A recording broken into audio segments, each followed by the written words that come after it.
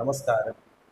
The path is the goal എന്ന discussion സീരീസിൻ്റെ അടുത്ത സെഷനിലേക്ക് വീണ്ടും ഏവർക്കും സ്വാഗതം. നമുക്ക് ആദ്യം മെഡിറ്റേഷൻ ചെയ്യാം. കണ്ണുകൾ അടച്ച് ശാന്തമായിരിക്കും. ഭൂമി മാതാവിനോടും സർവചരാചരങ്ങളോടും അന്തരീക്ഷത്തോടും കൃതജ്ഞത രേഖപ്പെടുത്തും.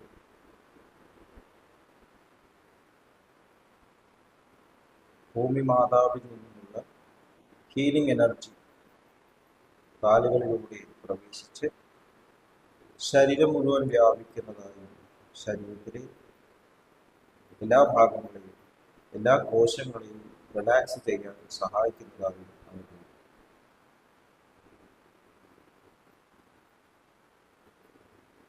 ഇപ്പോൾ ശരീരം പൂർണ്ണമായും റിലാക്സ്ഡ് ആയി. ഈ റിലാക്സേഷൻ ഹൃദയത്തിൽ അനുഭവിക്കും.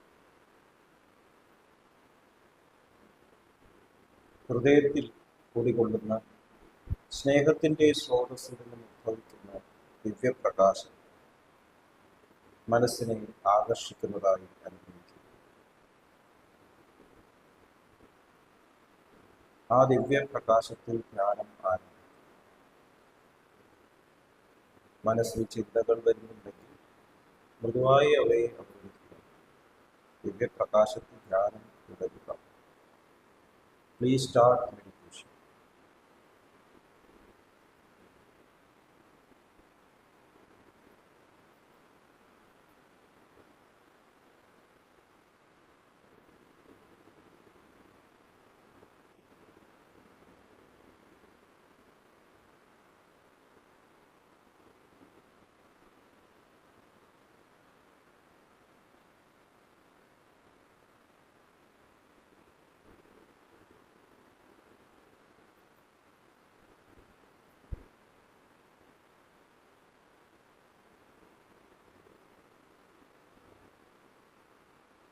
ഓക്കെ, ആ കണ്ടീഷൻ നിലനിർത്തി പതുക്കെ കണ്ണുകൾ തുറക്കും.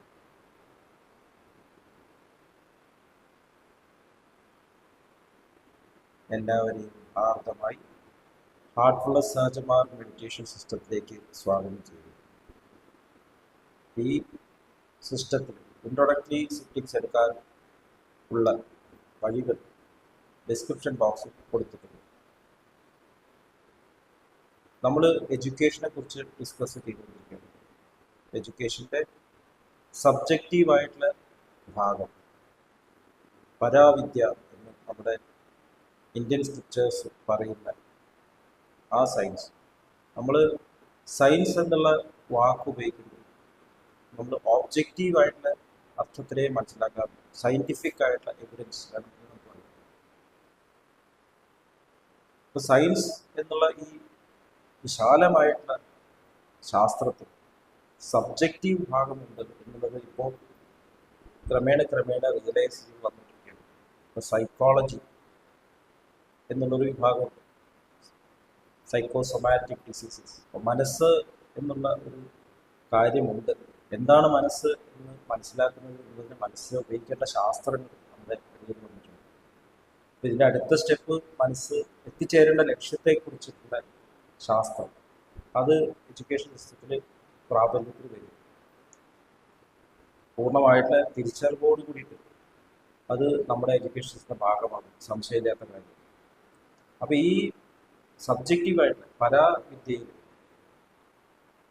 നമ്മൾ അഷ്ടാംഗ യോഗ പദ്ധതിയിൽ പ്രാണായാമം എന്നുള്ള ഭാഗത്തെക്കുറിച്ച് ഡിസ്കസ് ചെയ്തുകൊണ്ടിരിക്കുകയാണ്.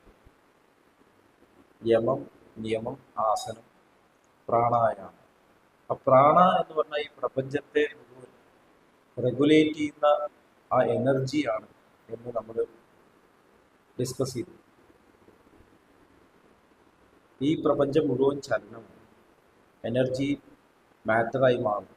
ഇപ്പം എനർജിയാണ് മാറ്ററിൻ്റെ അടിസ്ഥാനം എന്ന് ആൽബർട്ട് ഐൻസ്റ്റീൻ പറഞ്ഞു. സഹജമാർഗത്തിലെ ഗുരുനാഥനായിട്ടുള്ള ബാബുജി മഹാരാജ് എനർജിയുടെയും ആധാരമുണ്ട്. അവിടെ അവസാനിക്കാൻ പറ്റും. സയൻസ് ഇസ് എ വോയേജ് എന്ന് പറയും. എനർജിയുടെ ആധാരം എന്താണ്? അതിൻ്റെ പുറകിൽ അബ്സല്യൂട്ട് ഉണ്ട്. മാറ്റർ എനർജിയായിട്ട് കൺവേർട്ട് ചെയ്യാം, എനർജിനെ അബ്സല്യൂട്ടുമായിട്ട് കൺവേർട്ട് ചെയ്യാം എന്ന് ബാബുജി മഹാരാജ് പറഞ്ഞിട്ടുണ്ട്. അപ്പൊ നമ്മുടെ ജീവിതത്തിൽ ഈ പ്രവർത്തിക്കുന്ന എനർജി, അതാണ് നമ്മുടെ എല്ലാ പ്രവർത്തികൾക്കും ഊർജ്ജം നൽകുന്നത്. അതെങ്ങനെ യൂട്ടിലൈസ് ചെയ്യണം എന്നുള്ളത് നമ്മൾ മനസ്സിലാക്കേണ്ട ആവശ്യം. പ്രകൃതിയിലേക്ക് നോക്കിക്കഴിഞ്ഞാൽ ഈ എനർജി ഡിസ്ട്രിബ്യൂഷൻ വളരെ അധികം നാച്ചുറലാണ്. എല്ലാവർക്കും തുല്യമായിട്ടുള്ള രീതിയിൽ ആവശ്യത്തിനനുസരിച്ചുള്ള ഊർജ്ജമാണ് പ്രകൃതിയിൽ നൽകിയിട്ടുള്ളത്. ഒരു കല്ലിന് കല്ലായിട്ട് നിലനിൽക്കാനുള്ള ആ ഊർജ്ജം, ഒരു ആറ്റത്തിന് അതിന് വേണ്ടതായിട്ടുള്ള ഊർജ്ജം, അതിനെ ഇലക്ട്രോൺസിന് യോജിപ്പിച്ച് നിർത്താനുള്ള ഒരു ഊർജ്ജം, ഒരു ചെടിക്ക് അതിന് വളരാനും വികസിക്കാനുമുള്ള ഊർജ്ജം. ഇവിടെ നാച്ചുറാലിറ്റി, അതിന് വേണ്ട ഭക്ഷണവും വായുവും എല്ലാം എടുത്തുകൊണ്ട് ഈ ചെടികളും മൃഗങ്ങളൊക്കെ വളരുകയാണ്. അപ്പോൾ നാച്ചുറൽ യൂട്ടിലൈസേഷൻ. അപ്പോൾ അതിൻ്റെ ആ പ്രക്രിയ കഴിഞ്ഞതിന് ശേഷം, അതിൻ്റെ കാലയളവ് കഴിഞ്ഞതിന് ശേഷം ഡിസിൻറ്റിഗ്രേറ്റ് ചെയ്യും, ബോഡി ഡിസിൻറ്റിഗ്രേറ്റ് ചെയ്യും. എനർജിക്ക് എന്ത് പറ്റി? എനർജി തിരിച്ച് അതിൻ്റെ സോഴ്സിലേക്ക് വിജയം പ്രാപിക്കും. Law of conservation of energy പറയുന്നത് energy cannot be created and destroyed. അപ്പോൾ ഇവിടെ ഒന്നും നഷ്ടപ്പെടുന്നില്ല, മാറ്റർ എനർജിയായിട്ട് തന്നെ മാറും. അപ്പോൾ ആവശ്യത്തിനുമുള്ള ആ എനർജി അതിൻ്റെ നാച്ചുറൽ വേയിൽ യൂട്ടിലൈസ് ചെയ്താൽ ആ ലൈഫിൻ്റെ സൈക്കിള് കംപ്ലീറ്റ് ആയി. ബാഹ്യമായിട്ടുള്ള എൻവയൺമെൻറ്റിനനുസരിച്ച് പൊരുത്തപ്പെട്ടുള്ള ഒരു ജീവിതം. അവിടെ ആക്ടിങ് ഇല്ല. ഒരു തുമ്പപ്പൂ ഒരിക്കലും ഒരു താമരപ്പൂവാകാൻ ശ്രമിക്കില്ല, ഒരു തവള ഒരിക്കലും ഒരു ആനയാവാൻ ശ്രമിക്കില്ല. നമ്മൾ പ്രകൃതി നോക്കി കഴിഞ്ഞാൽ അവിടുന്ന് ആക്ടിങ് ഇല്ല. It is as it is. അപ്പം മനുഷ്യൻ്റെ തലത്തിൽ എത്തുന്നത് മനുഷ്യന് വളരാനും വികസിക്കാനുമുള്ള പ്രാണൻ, അത് ആ ജീവന് ലൈഫ് ഫോഴ്സ് നൽകിക്കൊണ്ടേയിരിക്കും. ഒരു കുട്ടി വളർന്നു വരുമ്പോൾ പ്രായമാകുമ്പോൾ അതിനെല്ലാം ആവശ്യമുള്ള ഊർജം ലഭിക്കുന്നു. നമുക്കറിയാം, കുട്ടിക്കാലത്ത് ഓടിക്കളിക്കാനുള്ള ഊർജം, സ്കൂളിൽ പോകുമ്പോൾ പഠിക്കാനും അറിവ് നേടാനുമുള്ള ഊർജം. പ്രായമാകുമ്പോൾ ഇതെല്ലാം വിചിന്തനം ചെയ്തിട്ട് ഇൻട്രോസ്പെക്ട് ചെയ്തിട്ട് അത് സ്വന്തം ക്യാരക്ടറിലേക്ക് കൊണ്ടുവരാൻ അതിനും ആവശ്യമായിട്ട്. അപ്പോൾ പ്രായമാകുമ്പോൾ ശരീരം ഉപയോഗിക്കാൻ പറ്റില്ല, പക്ഷേ മാനസികമായിട്ടുള്ള ഉയർച്ചയ്ക്ക് ഈ ഊർജത്തിൽ തന്നെ ട്രാൻസ്മ്യൂട്ടേറ്റ് ചെയ്യാൻ പറ്റും. ഇപ്പോൾ ചെറുപ്പകാലത്ത് ചെയ്യുന്ന കാര്യം യൗവനകാലത്ത് ചെയ്യാൻ പറ്റില്ല, യൗവനകാലത്ത് ചെയ്യുന്ന കാര്യം പ്രായമാകുമ്പോൾ ചെയ്യാൻ പറ്റും. നമുക്കിത് തിരിച്ചറിവാണ്. ഇപ്പോൾ യൗവനകാലത്ത് ഉണ്ടായിരുന്ന ആ ഫിസിക്കൽ പ്രോഗ്രസ് അത് പ്രായമാകുമ്പോൾ നിലനിൽക്കണം എന്ന് ചിന്തിച്ചുകൊണ്ട് ശരീരത്തിൽ തന്നെ അറ്റാച്ച്ഡ് ആയിട്ട് പ്രവർത്തിക്കുന്ന ആൾക്കാർ അത് ക്രമേണ ഡിപ്രഷനിലേക്ക് എത്തിക്കും. കാരണം ശരീരം അതുപോലെ പ്രവർത്തിക്കും. നമ്മൾ വേണമെങ്കിൽ മേക്കപ്പ് ചെയ്യാം, നമുക്ക് എക്സസൈസ് ചെയ്യാം, പക്ഷേ പ്രായത്തിൻ്റെ ആ എഫക്റ്റ് ഉണ്ടാവും. അപ്പോൾ അതേപോലെ തന്നെ ലങ് കപ്പാസിറ്റി കുറയും. പാടാൻ ചെയ്യുന്ന ആൾക്കാർ അതേപോലെ പാടാൻ പറ്റാതെ, കളിക്കുന്ന ആൾക്കാർ അതേപോലെ കളിക്കാൻ പറ്റാതെ. പക്ഷേ അവർ വേറെ മേഖലയിലേക്ക് എനർജിയുടെ ട്രാൻസ്മിറ്റ് ചെയ്തു. എനർജി ഒരിക്കലും നമുക്ക് നഷ്ടപ്പെടുന്നില്ല, നമുക്കതിനെ യൂസ് ചെയ്യാൻ പറ്റും. അതുപോലെ തന്നെ നമുക്ക് നമ്മുടെ ലെവൽ ഓഫ് ആവശ്യത്തിന് അധികം എനർജി ഉപയോഗിക്കേണ്ട കാര്യം, നമുക്ക് ആവശ്യമുള്ള എനർജി. ചാരിജി മഹാരാജ്, സഹജമാർഗ ഗുരുനാഥനെ ചാരിജി മഹാരാജ് പറയുന്നത് പക്ഷികൾക്ക് പറക്കാൻ അതിനുള്ള ശക്തി. മനുഷ്യന്റെ ലക്ഷ്യത്തിന് പക്ഷിനെ പോലെ പറക്കാനാണ്, ഒരു മത്സ്യത്തിനെ പോലെ കടലിലേക്ക് പോകാൻ. അതെല്ലാം മനുഷ്യന് നൽകിയിട്ടുള്ള ഊർജ്ജത്തിന്റെ ഉദ്ദേശം. അതൊക്കെ നമ്മൾ ട്രാൻസ്ജെൻഡ് ചെയ്ത് കഴിഞ്ഞിരിക്കുന്നു. മനുഷ്യന് നൽകിയിട്ടുള്ളത് എന്തിനു വേണ്ടിയിട്ടാണ്? മനുഷ്യന് നൽകിയിട്ടുള്ള ഊർജ്ജം ഹയർ ലെവൽ ഓഫ് കോൺഷ്യസ്നസ്സിലേക്ക് നമ്മളെ സ്വയം ഉയർത്താനുള്ളതാണ്. അപ്പം അത് ഫോഴ്സ്ഫുള്ളി അല്ല ചെയ്യേണ്ടത്. അപ്പോൾ പല ശാസ്ത്രങ്ങളുണ്ട്, യോഗിക് ലിറ്ററേച്ചറിൽ നമുക്ക് പ്രാണായാമം എന്നുള്ള പദം കേൾക്കും. നമ്മുടെ ഉള്ളിലുള്ള ലൈഫ് ഫോഴ്സിനെ ഉയർത്തി സിദ്ധികൾ നേടുക എന്നുള്ള രീതിയിൽ നമ്മൾ ശ്രദ്ധിച്ചു. പ്രാണായാമത്തിലൂടെ ശരീരത്തിനെയും മറ്റുള്ള ശരീരങ്ങളെ റെഗുലേറ്റ് ചെയ്യാൻ പറ്റും. മറ്റൊരാളെ വേണമെങ്കിൽ അപ്പുറം അവർക്ക് നീക്കാം. പ്രപഞ്ചത്തെ മുഴുവൻ നമുക്ക് നമ്മുടെ ഇഷ്ടപ്രകാരം പ്രവർത്തിപ്പിക്കാം. വിശ്വാമിത്രൻ്റെ കഥകൾ ത്രിശങ്കു സ്വർഗം ഉണ്ടാക്കി. അപ്പോൾ കോസ്മിക് ആയിട്ടുള്ള ഫോഴ്സസിനെ ഹാൻഡിൽ ചെയ്യാൻ ഗുണം നമുക്കുള്ള കഴിവ് ഡെവലപ്പ് ചെയ്യും. ആകാശത്തിലൂടെ യാത്ര, അപ്പോഴതും അവസാനിക്കും. ഇതെല്ലാം അവസാനിക്കുന്ന കാര്യങ്ങളാണ്. നമുക്കത് ആവശ്യമില്ല. ഒരു മനുഷ്യന്റെ ജീവിതത്തിൽ ഇത്രയും എനർജി ആവശ്യമുണ്ട്.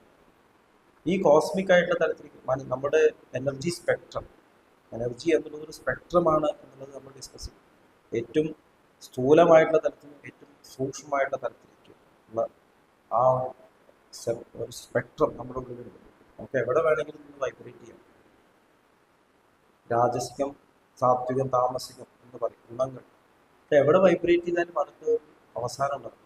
പിന്നെ അത് മാത്രം അതിൻ്റെ ഡേഞ്ചർ, നമ്മൾ ഹയർ എനർജി ഈ ശരീരത്തിലൂടെ ഉപയോഗിക്കാൻ നോക്കുമ്പോൾ അത് ശരീരത്തിന് തന്നെ സെൽഫ് ഡിസ്ട്രക്റ്റീവ് ആവും. കാരണം ഈ ബോഡിയിൽ അത് ഉൾക്കൊള്ളേണ്ട ആവശ്യമില്ല.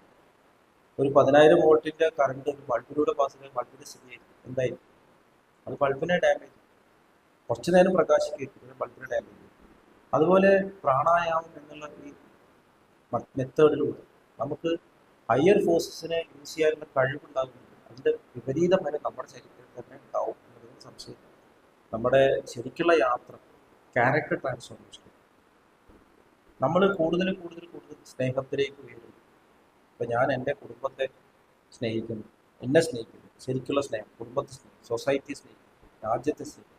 അപ്പോൾ യഥാർത്ഥ സ്നേഹത്തിലേക്ക് നമ്മൾ ഉയരുന്നതോറും അതിന് വേണ്ട കഴിവുകൾ നമുക്ക് ലഭിച്ചുകൊണ്ടേയിരിക്കും. നേച്ചറിലേക്ക് നോക്കിയാൽ അറിയാം, ഒരു തുമ്പപ്പൂവിന് വേണ്ട എനർജി അതിലുണ്ട്, ഒരു ആൽമരത്തിന് അതിന് വേണ്ട എനർജി.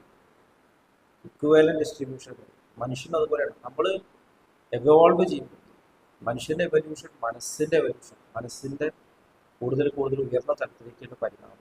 അപ്പോൾ ക്യാരക്ടർ ട്രാൻസ്ഫോർമേഷൻ നടക്കുമ്പോൾ നമുക്ക് വേണ്ട എനർജി ലഭിക്കും. അത് നമ്മൾ അറിയാതെ നമ്മളിലൂടെ യൂട്ടിലൈസ് ചെയ്യും. ഇവിടെയാണ് നമ്മൾ ഈ പ്രാണായാമത്തിനെ മനസ്സിലാക്കുന്നത്.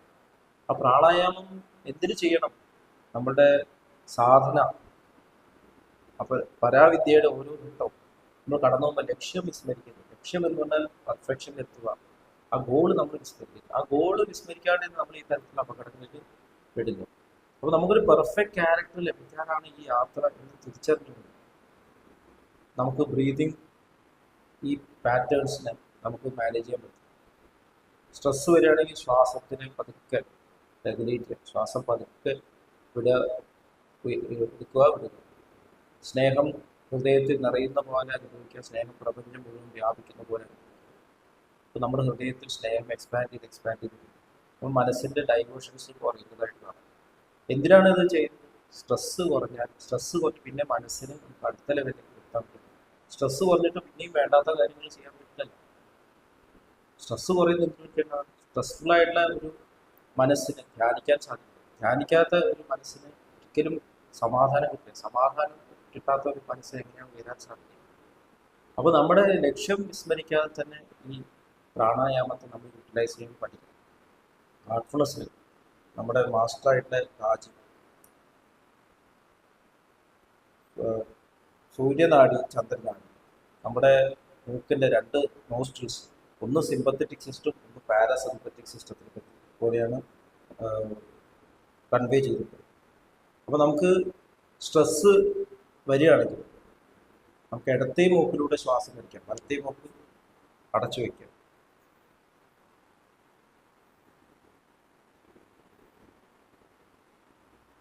ഇങ്ങനെ 8-10 പ്രാവശ്യം നമുക്ക് ചെയ്യാൻ സാധിക്കും. പാരസിമ്പത്തറ്റിക് സിസ്റ്റത്തിനെ അത് ആക്ടിവേറ്റ് ചെയ്യും, നമുക്ക് റിലാക്സേഷൻ കിട്ടും. ഈ സയൻസ് എവിടുന്ന മനസ്സിലായത്? നമ്മൾ ഡെയിലി സൈക്കിളിൽ വൈകുന്നേരം കഴിഞ്ഞ് സന്ധ്യാസമയം കഴിഞ്ഞ് രാത്രിയിലേക്ക് പോകുമ്പോൾ ശ്വാസം അറിയാതെ തന്നെ പാരസിമ്പത്തറ്റിക് മോഡിലേക്ക് ഇടത്തേ മൂക്കിലൂടെ ശ്വാസം പോകും. രാവിലെ ആകുമ്പോഴേക്കും അത് വലത്തേ മൂക്കിലേക്ക് പോകും. അപ്പോൾ നമുക്ക് ആക്ടിവേറ്റ് ആവണമെങ്കിൽ സിമ്പത്തറ്റിക് സിസ്റ്റത്തിനെ ആക്റ്റീവ് വലത്തേ മൂക്കിലൂടെ, ഇടത്തേ മൂക്ക് അടച്ചിട്ട് വലത്തേ മൂക്കിലൂടെ ശ്രദ്ധാപൂർവ്വം. അതിൻ്റെ ഉദ്ദേശം എന്താണ്? നമുക്ക് റിലാക്സ് ചെയ്യാനും നമ്മുടെ പ്രവൃത്തികളിൽ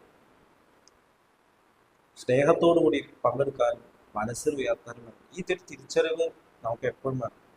ഇല്ലെങ്കിൽ ഈ പ്രാണായാമം എന്നുള്ളത് വളരെയധികം മിസ്റ്റേക്ക് ചെയ്യപ്പെടുന്ന ഒരു കാര്യമാണ്. ഇത്രയും പറഞ്ഞുകൊണ്ട് ഇന്നത്തെ ഡിസ്കഷൻ ഇവിടെ അവസാനിപ്പിക്കാം. വീണ്ടും നമുക്ക് ഈ കാര്യത്തെക്കുറിച്ച് ഡിസ്കസ് ചെയ്യാം. നന്ദി, നമസ്കാരം.